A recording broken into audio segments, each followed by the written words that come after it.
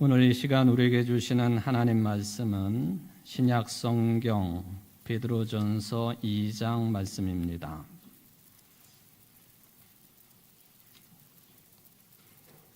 베드로전서 2장 18절부터 25절까지 말씀을 봉독해 드리겠습니다. 사환들아, 범사에 두려워함으로 주인들에게 순종하되 선하고 관용하는 자들에게만 아니라 또한 까다로운 자들에게도 그리하라. 부당하게 고난을 받아도 하나님을 생각함으로 슬픔을 참으면 이는 아름다우나 죄가 있어 매를 맞고 참으면 무슨 칭찬이 있으리요. 그러나 선을 행함으로 고난을 받고 참으면 이는 하나님 앞에 아름다우니라. 이를 위하여 너희가 부르심을 받았으니 그리스도도 너희를 위하여 고난을 받으사 너희에게 본을 끼쳐 그 자취를 따라오게 하려 하셨느니라. 그는 죄를 범하지 아니하시고 그 입에 거짓도 없으시며 유혹을 당하시되 맞대어 욕하지 아니하시고 고난을 당하시되 위협하지 아니하시고 오직 공의로 심판하시는 이에게 부탁하시며 친히 나무에 달려 그 몸으로 우리 죄를 담당하셨으니 이는 우리로 죄에 대하여 죽고 의에 대하여 살게 하려 하심이라. 그가 채찍에 맞음으로 너희는 나음을 얻었나니 너희가 전에는 양과 같이 길을 잃었더니 이제는 너희 영혼의 목자와 감독 되신 이에게 돌아왔느니라. 아멘. 이는 하나님의 말씀입니다. 오늘도 교회에 나와 예배를 드리면서 하나님의 말씀, 생명의 말씀에 대한 희망을 품은 여러분 모두에게 하늘의 은총이 충만하시기를 주의 이름으로 축원을 드립니다. 오늘 말씀이 대표적이겠습니다마는 우리가 성경 말씀을 읽을 때에 21세기를 살아가고 있는 사람들로서 도저히 이거는 받아들일 수 없구나 하는 느낌을 받게 되는 부분들이 여러 군데 있는데 그 중에 대표적인 말씀이 오늘 본문 말씀이 되겠습니다. 그래서 성경을 해석하고 설교하는 목사로서 어떻게 해석을 잘 할 수 있을까 많은 고민이 되는 내용이기도 합니다. 하나님의 말씀을 제대로 받아들이려고 한다면 말씀이 기록될 당시의 상황도 잘 알아야 되고 그 상황을 살펴보며 왜 이런 말씀이 기록되었을까를 우선적으로 살펴보아야 될 책임이 있습니다. 또한 해석을 할 때에도 그 2000년 전에 기록된 하나님의 말씀 또 그 상황을 맞추어서 주어진 말씀이지만 21세기를 살아가고 있는 우리들에게 이 2000년 전의 그 말씀 텍스트가 21세기 상황 컨텍스트하고 어떻게 잘 접목을 할 수 있겠느냐, 이게 설교자의 책임이고 또 더 넓게는 우리 그리스도인들이 깊이 집중을 해야 될 아주 중요한 해석과 적용의 문제라고 생각을 해볼 수가 있겠습니다. 바로 이렇게 해석을 잘 해야 되고 또 상황과의 접목을 잘 이루어야 되는 그런 부분이 있기 때문에 상황윤리라고 하는 좀 낯설은 표현이지만 이런 표현이 탄생이 된 것 같습니다. 시츄에이션 에틱이라고 하는 상황윤리, 이 말을 처음 사용한 분은 성공의 신부이기도 하고 윤리학자였던 플래처라고 하는 교수님이 새로운 도덕이라고 하는 내용을 설명하면서 상황윤리라고 하는 말을 처음으로 제시를 했습니다. 말하기를 인간이 살아가는 이 삶의 공간에는 기록되어 있는 문자, 성경으로 말하면 율법 또는 오늘 읽은 이러한 말씀들, 또 넓게 보면은 모든 사람들에게 적용이 될 수밖에 없고 적용받아야 되는 그런 법조문들, 이런 것만 가지고 이것은 옳고 저것은 그르다 한다든지, 또는 저것은 선이고 이것은 악이다 라고 판단하기 어려운 것이 있다. 그런 상황이 있다.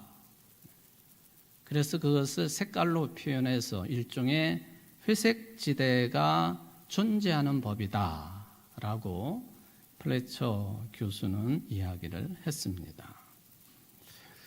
그래서 어떤 사람의 말이나 행동을 판단할 때에 그것이 정당하냐 정당하지 아니하냐 하는 것을 판가름할 때에 이 기록되어 있는 문자만 가지고, 또는 오랫동안 내려온 보편적인 관습에 의해서 그것을 판단하기는 역부족이니 그것이 일어나게 된 상황과의 관계에서 판단해야 된다. 이것을 플래처 교수는 주장을 했습니다. 여러분들이 뭐 이런 해석을 다 기억 못한다 할지라도 상황윤리라고 하는 잘 접하지 못하는 이 표현 하나만이라도 기억을 해 두었으면 좋겠습니다. 그렇다면 상황윤리를 적용하는데 그 기준이 있느냐? 있습니다. 플래처 교수가 우리 칼빈 신학을 적용받고 있는 성공회의 신부이거든요. 성공회는 구교, 가톨릭하고는 다르게 우리 개신교하고 대화가 일치를 합니다. 신학적으로. 의식 차원은 다르지만은 신학적으로 같아요. 그래서 이 플래처 교수는 이렇게 상황윤리를 주장하면서 그 기준이 있다고 한다면, 원칙이 있다고 한다면 그것은 이웃에 대한 사랑의 원리에 따라 선택하고 결정하는 윤리가 돼야 된다. 그게 상황윤리의 기준이라고 분명하게 언급을 해 두었습니다. 굉장히 중요한 이야기죠. 그러니까 이웃에 대한 사랑의 원리, 그걸 가지고 옳으냐 그르냐를 판단할 수 있고, 악이냐 선이냐 하는 이 회색지대와 같은 해석하기 어려운 그런 부분들도 해석이 가능하다라고 주장을 했다 하는 것입니다. 아무래도 이분이 성공의 신부이기 때문에 성경의 어떤 정신을 기준으로 상황윤리를 이야기하지만은 그 기준을 분명히 설정했다고 볼 수가 있겠습니다. 21세기를 살아가고 있는 여러분 모두가 겪고 있는 신앙적인 고민 중에 하나, 이게 성경 66권 속에 기록되어 있고 또 그 기록에 따라서 설교하는 자들의 선포되어지는 이 생명의 하나님의 말씀이 분명히 있어서, 그런데 내가 처한 형편과 현실을 고려하면은 이거 순종할 수도 없고,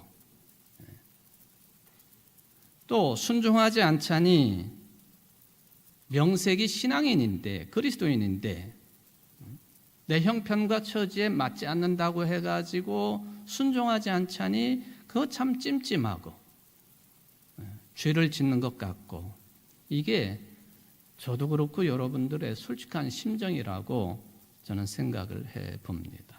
오늘 본문의 말씀이 바로 이런 고민을 가지고 읽을 수밖에 없는 내용을 담고 있습니다. 오늘 본문의 내용은 어떤 사람들에게 주신 말씀이냐? 넓게 보면은 노예 생활을 하고 있는 사람들에게 주신 말씀이에요. 노예 중에서도 교회 안에 들어와서 기독교의 신앙을 가지고 있는 기독교인 노예들에게 주신 말씀입니다. 그러니까 노예 제도가 공식적으로 사라진 지 오래된 삶을 살고 있는 우리들에게 이 말씀을 어떻게 해석하고 받아들이고 생활 속에 적용을 해야 할 것인지 참 고민이 많이 된다 하는 것입니다. 오늘 말씀이 이렇게 시작하고 있지요. 사환들아, 범사의 두려움으로 주인들에게 순종하되 선하고 관용하는 자들에게만이 아니라 또한 까다로운 자들에게도 그리하라. 이미 우리 속에 신앙적인 갈등이 막 주어지지 않아요? 성경 봉독을 할 때부터 여러분들은 이게 뭐야? 그런 질문을 했으리라고 저는 짐작을 해봅니다. 개역개정판이 그렇게 번역을 해놓은 거고요. 새번역 성경을 읽어보면은 하인으로 있는 여러분, 극히 두려운 마음으로 주인에게 복종하십시오.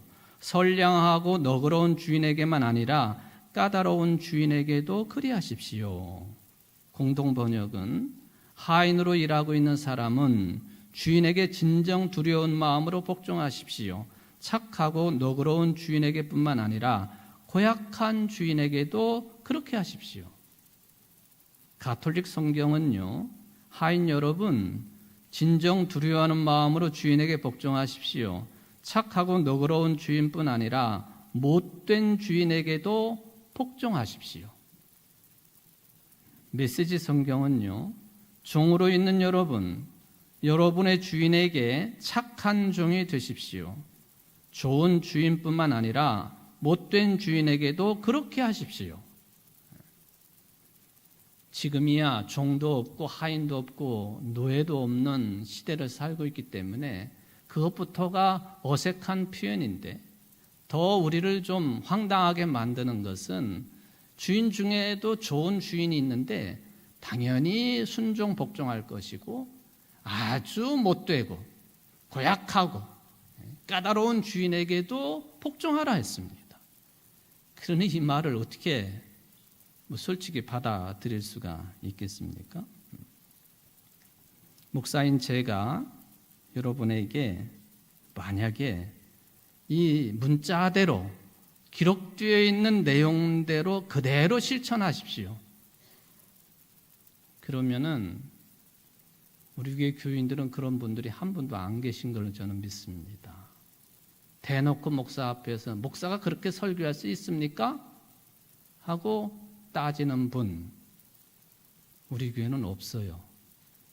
그렇죠? 아닌가요? 뭐 어쨌든 제가 착각하는 건가요? 우리 교인들이 매우 점잖고 신사적인 분들이기 때문에 베레아 교회 교인들 같은 분들이시죠. 그런가 하고 직접 찾아보고 공부하고 기도하는 분들이시죠. 그러나 이 내용을 예민하게 받아들이는 사람들에게는 매우 불편한 요청입니다. 여러분, 문자대로 믿으십시오. 기록되어 있는 그대로 실천하십시오. 그를 아멘으로 응답할 교인은 현재로서는 아무도 없겠다, 저는 속으로 생각해 봅니다. 본문에 사완드라로 번역되어 있는 헬라어 원어가 오이케타이라고 하는 단어입니다. 영어 성경에서는 서번트라고 번역을 해 놓았어요. 서번트라고 하는 이 용어는요, 다양하게 하인, 또 노예, 종, 그런 개념뿐만 아니라 현대적인 개념으로 보면은 고용된 사람 또는 종업원, 이런 뜻도 이 서번트라고 하는 용어 속에는 해석으로 들어 있습니다.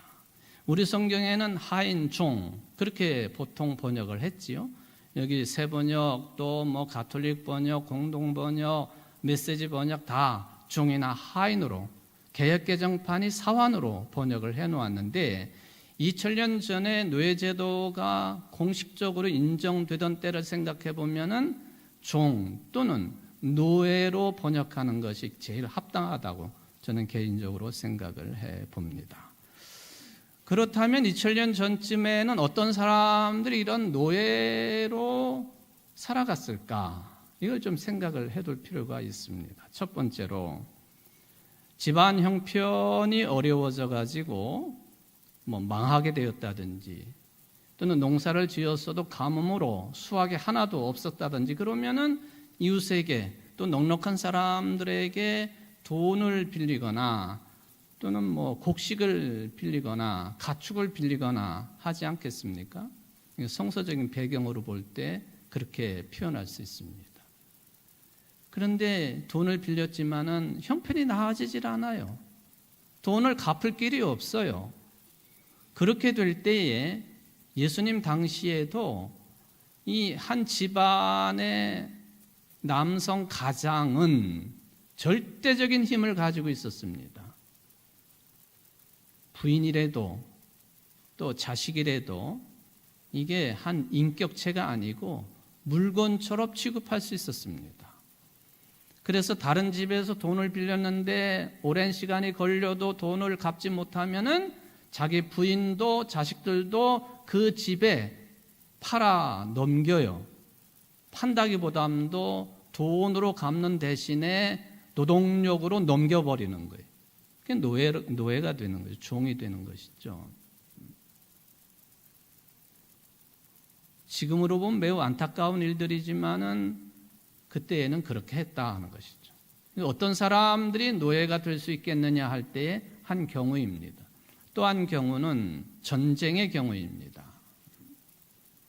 전쟁 포로로 잡혀온 사람들 대부분이 중이거나 노예 신분으로 전락을 하게 됩니다.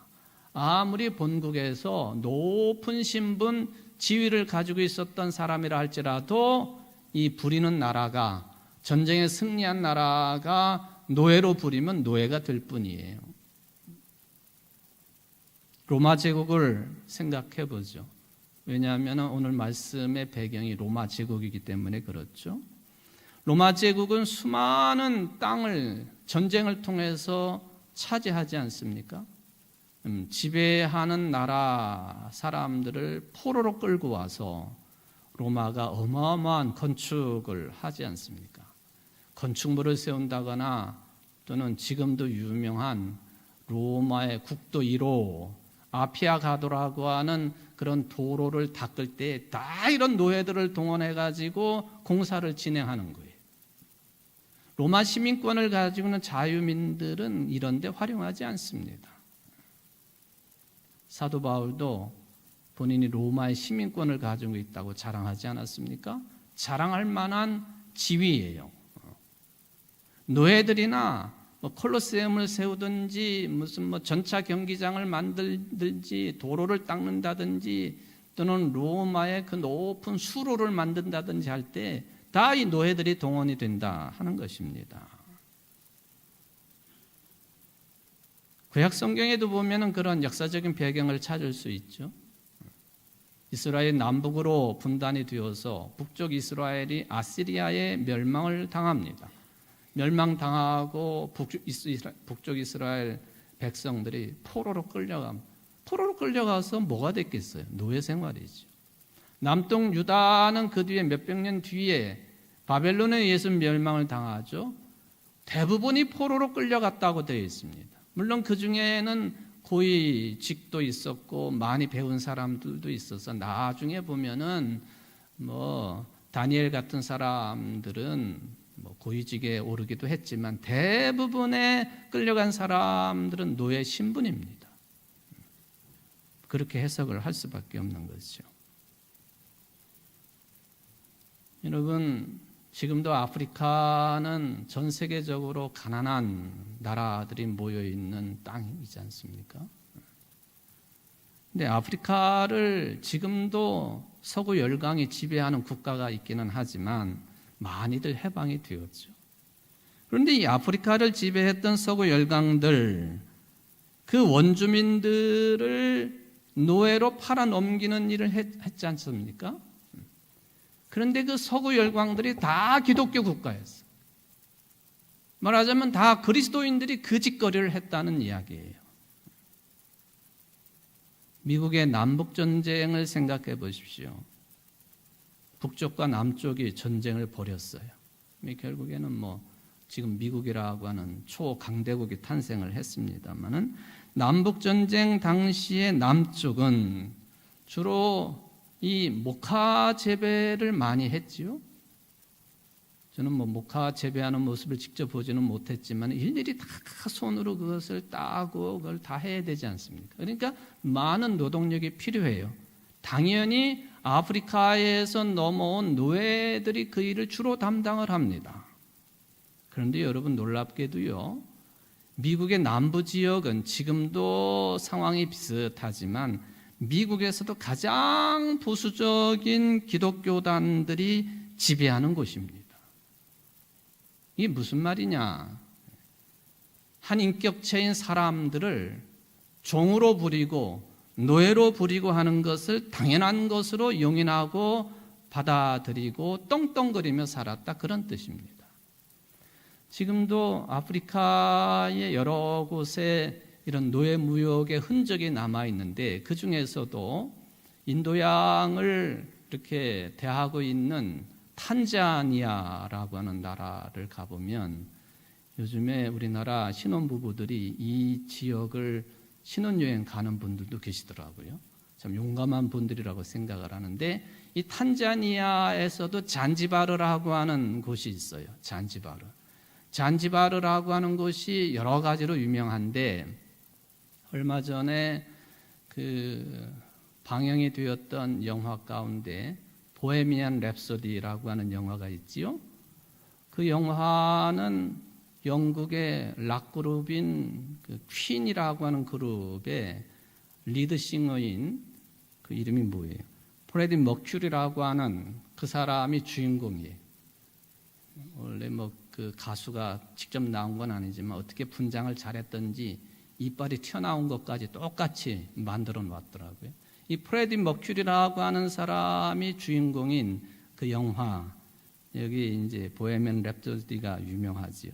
원래 이 프레디 머큐리라고 하는 사람은 이 탄자니아의 잔지바르에서 태어나긴 했지만은 이 사람은 인도 사람이에요. 인도 사람. 그래서 이 사람의 본명이 파로크 불사라 또는 프레드릭 불사라라고 하는 이름이 본명입니다. 이 불사라 이 이름은요, 인도의 30개 가까이 되는 주 중에서도 그 간디가 태어난 구자라트 주에서 사용하는 이름입니다. 불사라. 그리고 그 프레디 머큐리라고 하는 집안은 대대로 인류 역사상 가장 오래된 종교라고 하는 불을 숭배하는 배화교, 말하자면 조로아스터 교인들이에요. 그러니까 이 프레디 머큐리라고 하는 이 퀸의 리드싱어 이 사람은 배화교 교인이었다 하는 것을 확인을 할 수가 있겠죠. 이 프레디 머큐리가 탄생한 잔지바르다 해가지고 거기 많은 사람들이 찾아가기도 하지요. 이거는 곁다리 이야기고요. 바로 이 잔지바르가 뭐로 유명하냐? 노예 무역이 제일 활발했던 장소로, 전성기 때에는 같은 흑인들끼리 타 민족, 타 종족의 흑인들을 붙잡아가지고 노예로 팔아넘기는 그 중심지가 탄자니아의 잔지바르라고 하는 것입니다. 여러분들 사진을 한번 보시겠는데요. 지금도 이런 그 건물 흔적이 남아 있어요. 저기다가 붙잡혀온 노예들을 잔뜩 가득 집어넣는 거예요. 채곡채곡 집어넣는데 앉아있지도 못할 정도로 많이 집어넣어요. 서서 있어야 돼요. 마치 이태원 참사 때의 사람들이 움직이지도 못하고 서서 용변을 보고 했던 것처럼 노예들이 저런 곳에서 잡혀 있었던 거예요. 그러다가 이제 배를 타고 아메리카로 끌려가고 이렇게 끌려가는 거죠. 유럽으로 끌려가고. 그래서 탄자니아 정부가 이런 흑역사를 잊지 않고자 이런 시장, 노예 시장의 흔적들을 지금은 국가적인 차원에서 관광지로 개발을 하고 투어를 진행하고 있습니다. 끔찍한 이야기죠. 그런데 놀라운 것은요, 흑인 노예가 공적으로 용인되는 데에는 구약 성경의 기록이 한몫했다는 거죠. 노아의 이야기까지 거슬러 올라갑니다. 노아가 아들 셋을 두었지 않습니까? 셈과 함과 야벳이라고. 물론 이제 셈과 함과 야벳 이야기가 처음부터 나오는 것은 아니고 창세기 9장 18절부터 본격적으로 세 아들들의 이야기가 시작이 됩니다. 발단은 이렇게 되어 있습니다. 아버지인 노아가 어느 날 포도 농사를 많이 지었겠고 당연히 포도주를 먹었겠지요. 포도주를 너무 먹고서 취해가지고 완전히 옷을 홀라당 벗고는 천막 안에서 잠을 자고 있었어요. 그 장면을 제일 먼저 본 아들이 누구였느냐 하면 둘째 아들 함이었습니다. 이나 지금이나 유대인들 그리고 이슬람교인들은 하체 보이는 것을 매우 금기시합니다. 우리나라 사람들은 뭐 공중 목욕탕 가가지고 다 훌렁훌렁 벗고 목욕하는 거 외국 사람들이 보면 즐겁을 하잖아요. 정말 즐겁을 해요. 그런데 유대인들, 이슬람교인들은 유독히 자신의 하체를 남에게 보이는 것을 아주 금기시합니다. 여기 성서적인 배경이 있는 거예요. 노아가 그렇게 술이 취해가지고 텐트 안에서 잠자고 있으니까 둘째 아들 함이 들여다보고는 아들로서 어떻게 해야 되느냐 하면은 아버지 하체를 보면 안 되는 거예요. 담요로 덮어 드리고 나와야 되는데 그것 하지 않고 밖으로 나와가지고는 두 형제 셈하고 야벳에게 떠들어댔어요. 아버지가 저렇게 술 취해가지고 홀라당 벗고 지금 잠자고 있다고. 그 이야기를 듣고는 셈과 야벳이 뒷걸음질 해가지고 들어가서 아버지 하체를 덮어주었어요. 노아가 나중에 술이 깨가지고는 상황 파악을 합니다. 그리고는 아마 죽을 때가 되어서 노아가 자식들에게 관습대로 축복을 하게 됩니다. 이렇게 말을 했습니다. 가나안은 저주를 받을 것이다. 가장 천한 종이 되어서 자기 형제들을 섬길 것이다. 셈의 주 하나님은 찬양받으실 분이시다. 셈은 가나안을 종으로 부릴 것이다. 하나님이 야벳을 크게 일으키셔서 셈의 장막에 살게 하시고 가나안을 종으로 삼아서 셈을 섬기게 하실 것이다. 야벳도 함도 큰형인 셈을 섬기고 야벳도 그렇게 함의 후손인 가나안을 종으로 삼아가지고 셈을 섬기고 그리고 함의 후손들은 직접적으로 종이 되어서 큰형 셈을 섬기고 함이 말하자면은 아프리카 흑인들의 주상이다 하는 주장입니다. 이런 주장은 뭐 성서만을 가지고 찾을 수 있는 것은 아니고 여기 중세 후기에 이슬람 역사가 중에 이븐 할둔이라고 하는 유명한 사람이 있는데요. 이 사람이 쓴 역사 서설에도 보면은 당시의 흑인을 함의 후손으로 보고 있다 하는 기록이 나와 있어요.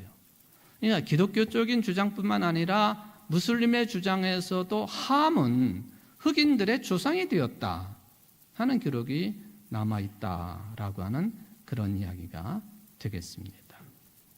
물론 이 흑인들을 종으로 삼고 또 노예 무역을 그 유럽 열강들이 이렇게 진행을 하면서 이게 아니거든요. 사실은 그렇게 해서는 안 되는데 성서적인 배경을 가지고 이런 것들을 합리화하기 위한 궁여지책으로 이 노아의 이야기를 들이댔다. 뭐 그렇게도 해석이 되겠습니다. 어쨌든 오늘 이 말씀의 배경이 되고 있는 베드로서의 말씀입니다마는 초대교회의 구성원 대부분 중에는 이런 노예 계급에 속한 사람들이 분명히 존재했다고 하는 것은 사실입니다. 이들이 들어보니까 사도들이 또는 먼저 예수 믿은 사람들이 복음을 전하는데 누구나 교회에 들어오면은 신분 고하를 막론하고 다 형제자매입니다. 그러니까 진정한 복음이에요. 가난한 사람, 신분이 천한 사람, 뭐 어떻게 살았든지 간에 다 예수만 믿으면 다 형제자매가 됩니다.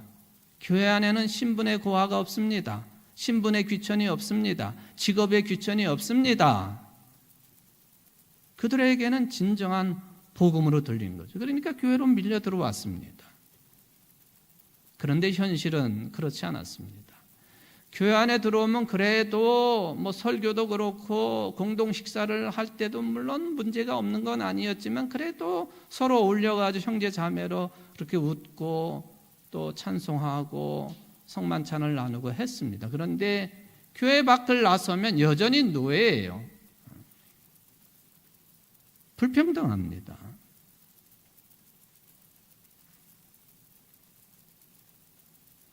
그러니까 빌레몬서 1장 8절 이하에 보면은 이 노예 중에 한 사람이 주인으로부터 도망친 이야기가 있어요. 오네시모라고 하는 노예가 주인에게 도망을 쳤어요. 바울이 그 주인에게 오네시모를 좀 맞아주고 너무 심하게 다루지 말라고 하는 그런 말씀이 있지 않습니까? 도망을 가다가 체포당하고 맞아서 불구가 되고 죽는 노예도 푸지기수였었다 하는 것이죠. 자, 이게 시대적인 상황입니다. 이런 것을 잘 알고 있었던 당시 교회 지도자들, 베드로도 마찬가지죠. 노예 그리스도인들에게 뭐라고 말할 수 있겠습니까? 여러분, 자유를 얻어야 됩니다. 우리 조상들이 출애굽을 했던 것처럼 주인으로부터 도망가시오. 그렇게 했을까요? 주인이 부당하게 행위를 하면은 강력하게 저항하십시오. 무력이라도 동원하십시오. 그렇게 부추겼을까요? 어떻게 설교를 해야 되겠습니까? 그냥 참고 사십시오. 천국에만 소망을 두고 인내하고 견디며 사십시오 하고 달래기만 했을까요? 바로 이 지점에 기록되어 있는 하나님의 말씀, 이런 말씀을 읽으면서 우리가 심각하게 고민하는 대목이 된다 하는 거예요. 그런데 우리들이 이런 말씀을 읽으면서 놓치지 말아야 될 아주 중요한 내용이 있어요. 당시가 2000년 전에 초기 기독교가 로마 제국에 의해서 모질고 잔혹한 핍박과 박해 속에 있었다고 하는 사실이죠. 대표적인 로마 황제가 네로 황제요. 그리고 그 네로보다 더 혹독한 황제가 도미티아누스 황제였습니다. 네로는 64년에 로마 시내에 대규모의 화재가 났을 때에 그 기독교인들이 범인이다 해가지고는 기독교인들을 모질게 박해를 했습니다. 심지어는 네로의 정원에다가 기독교인들을 꼬챙이로 꽂아가지고 살아있는 사람들을 등불처럼 불을 댕겨가지고 태우는 그런 몹쓸 짓을 했던 사람이 네로 황제였습니다. 도미티아누스 때는요, 황제가 신인데 기독교인들은 우상 숭배를 금지하기 때문에 황제에게 절대로 숭배하지 아니하고 절하지 아니하니까 이것 때문에 로마 시내뿐만 아니라 로마가 지배하고 있는 소아시아까지 전역의 기독교인들을 심각하게 박해했던 황제가 도미티아누스입니다. 이게 기록상 남아있는 것이죠. 성서학자들 연구에 따르면 이 오늘 본문인 베드로전서의 지필 연대가 특정한 시기로 이렇게 정하기는 어렵지만은 아마도 네로 때 아니면 도미티아누스 황제 시절 중에 하나라고 그렇게 이야기를 합니다. 그때는 기독교는요 아주 소수였습니다. 힘이 없었어요. 교인들 중에 그래도 사회적으로 인정받을 만한 높은 지위나 학력이나 직분 가진 사람들이 거의 드물었어요. 오늘 말씀을 들어야 되는 노예 같은 사람들, 중간 이하의 사람들이 대부분이었습니다.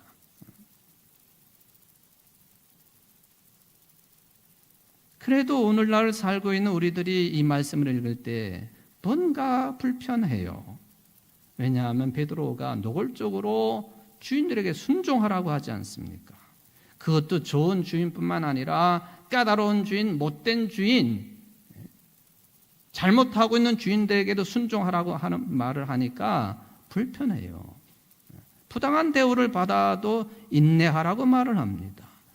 좋은 대우를 받아도 노예 신분 자체가 불편한 것인데 부당한 대우를 참아라. 이건 말도 안 되는 것이죠.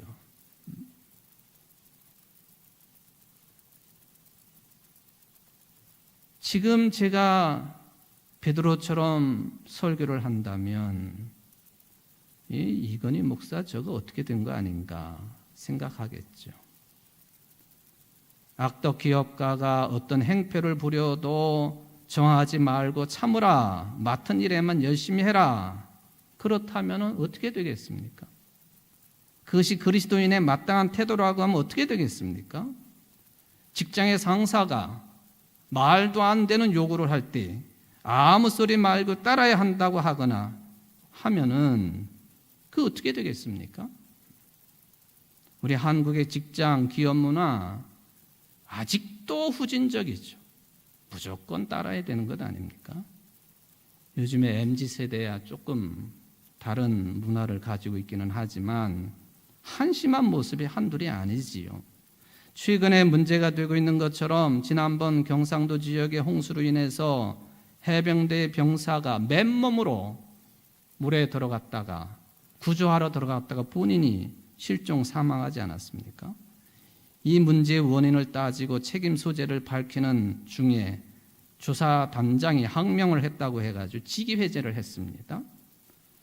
이 조사단장이 나는 떳떳합니다.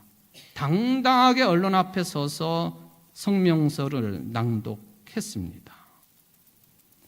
상관이 그랬는지 대통령실이 그랬는지 사건을 은폐를 하거나 또는 관심을 다른 곳으로 돌리게 하려는 심사로 엉뚱한 요구를 했는데 군인이니까 상명하복의 시스템에서 살아야 되니까 부당한 요청, 그것이 국가의 요청이면은 무조건 따라야 된다?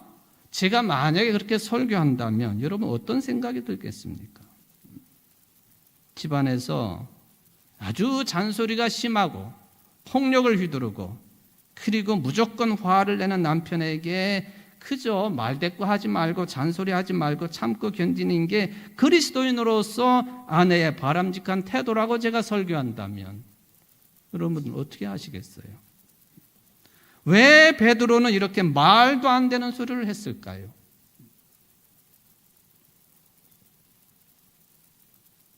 일차적으로 우리는 그 시절에 노예제도가 일반적인 현상이었다 하는 것을 고려할 필요가 있겠지요. 물건처럼 사고 팔 수가 있었습니다. 주인은 노예를 체벌할 수 있는 권리가 있었어요. 이런 시대적인 한계를 벗어날 방법 자체가 없어요. 유일한 방법이라고 한다면 무력을 동원하는 것이죠. 기원전 1세기에 글래디에이터, 검투사였던 스파르타쿠스가 벌인 노예전쟁처럼 무력을 동원하는 방법뿐입니다. 다른 방법이 없어요. 여러분들이 보셨는지 모르지만 영화 중에 미국 영화입니다만 2000년에 개봉한 글래디에이터, 이게 검투사라는 말입니다. 여기에 주인공 크로, 맥시무스 역을 맡았는데요. 이 사람이 한때는 로마의 장군이었지만은 어떻게 해가지고 노예로 전락을 합니다. 나중에 이 글래디에이터 검투사로 돌아와가지고는 그의 가족과 제국을 위해서 복수를 하는 그런 내용이 글래디에이터라고 하는 영화의 내용 아닙니까? 이게 폭력 사태가 당연히 벌어집니다. 아주 극단적이면 목숨까지 이틀어집니다. 이럴 때 어떻게 해야 되나요? 참아야 됩니까? 아니면 너 죽고 나 죽자 하고 싸워서 승리를 해야 되겠습니까? 전쟁 경우뿐만 아니라 우리 주변에서 이루어지고 여러 가지 현상들을 보면은 이게 해석을 어떻게 해야 되느냐 하는 이 곤란한 측면에 빠질 때가 많습니다. 저도 1997년도 우리나라 공영방송에서 방영했던 다큐멘터리가 있는데요. 인도의 저쪽 히말라야 높은 산맥에 살고 있는 록파족에 관한 이야기였습니다. 거기는 짐승을 치는 유목민 생활을 하는데 몇 개월 동안은 돌로 진 집에 살다가 또 1년의 반 정도는 풀을 따라서 짐승을 끌고 다녀야 됩니다. 그 다큐멘터리에서 그 집안의 가장 할아버지 이야기가 나와요. 40km 멀면 80km를 걸어가야 되는데 하루에 할아버지가 걸을 수가 없어요. 몸이 이제 약해져 가지고. 근데 이 록파족의 풍습은 뭐가 있느냐 하면은 그렇게 걷지 못하는 노인들을 위해서는 한 달 분량의 어떤 음식을 밀가루로 만든 어떤 먹을거리하고 또 뭐 마실 거 하고 한 달분을 할아버지한테 주고 자기네들은 떠나요. 한 달 뒤에 와서도 살아있으면 또 한 달분을 또 그렇게 만들어주고 또 떠나요. 근데 그 다큐멘터리에서 그 할아버지는 한 달을 못 넘겨요. 그게 록파족 그 사람들의 삶과 죽음의 모습이에요. 이걸 우리가 어떻게 해석할 거예요? 폭력의 문제는 아니지만은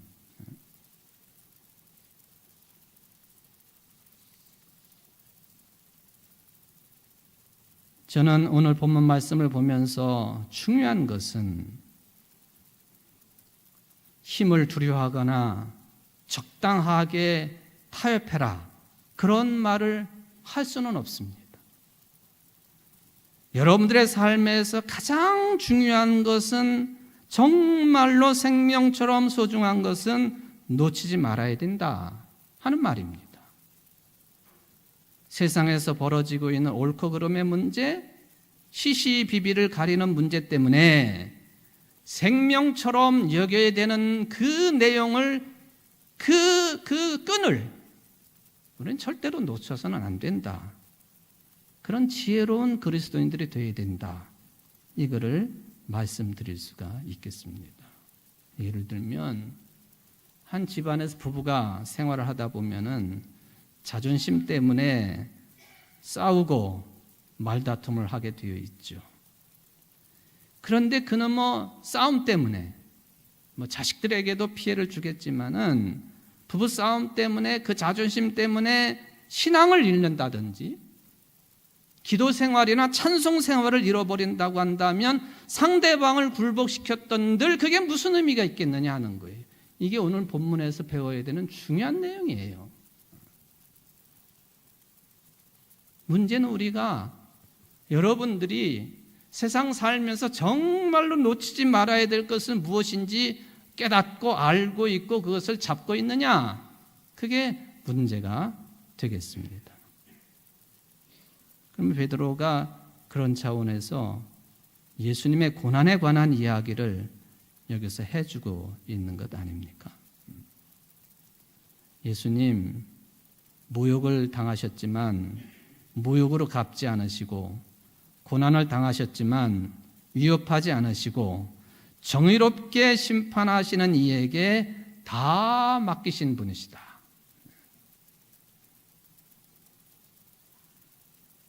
부당한 대우를 받으면서도 예수님이 침묵한 이유예요. 하나님을 믿고 하나님을 믿되 그 우리가 붙잡아야 될 그것 하나님께서는 정의롭게 판단하시고 정의롭게 심판하신다고는 사실을 꽉 붙잡았기 때문에 침묵을 지키신 분이 예수님이시다. 예수님을 따라 사십시오. 베드로의 요청이 거기에 있습니다. 물론 이것조차도 우리가 받아들이기에 쉽지는 않겠습니다만은 저는 여러분들에게 말씀을 드립니다. 예수를 믿는 여러분, 또한 그리스도를 믿는 여러분, 여러분들이 부부간에, 가족간에, 이웃간에 세상사를 이루어가면서 그것이 직장의 삶이든 어떤 삶이든 간에 아쉬울 것이 뭐가 있습니까? 아쉬울 게 없는 분들은 아닙니까? 어떻게 하면 원수를 갚을까? 어떻게 하면 보복을 할까? 어떻게 하면 내 자존심을 세울까 하는 그런 기회를 엿보느라고 여러분들의 삶을, 여러분들의 정력을 소진하지 않아도 되는 분들이라는 거예요. 왜? 하나님께서 여러분들을 당신의 의로 받아주셨기 때문에 세상이 인정하지 않아도 여러분들은 아쉬울 게 없는 사람들이에요. 근본적으로 치유된 사람들이라 그런 뜻입니다. 그래서 베드로가 그가 채찍에 맞음으로 너희는 나음을 얻었다라고 이사야 선지자의 말씀을 이용하지 않습니까? 여러분 믿으십시오. 여러분 모두는 근본에서 치유된 사람들이라고 하는 것을 믿으시기를 바랍니다. 근본에서 치유받았다. 그러므로 오늘 제목처럼 내 인생을 우리의 이 하찮은 역사를 할지라도 지금 우리 땅에서 벌어지고 있는 수많은 문제들이 있다 할지라도 이 역사조차까지도 하나님께 맡겨드릴 수 있는 근본에서 치유받은 존재라고 하는 것, 이게 오늘 말씀을 통해서 배워야만 되는 중요한 내용입니다. 찬송 545장에 보면은 나는 부족하여도 영접하실 터이니 영광 나라 계신 임금 우리 구주 예수라 하는 말씀이 우리의 신앙 고백이 되는 것이죠. 사도 바울의 말씀으로 이야기하면은 바울은 어떠한 형편이든지 자족하기를 배웠다고, 비천에 처할 줄도 알고 풍부에 처할 줄도 알아서 모든 일, 곧 배부름과 배고픔과 풍부와 궁핍에도 처할 줄 아는 일체의 비결을 배웠노라.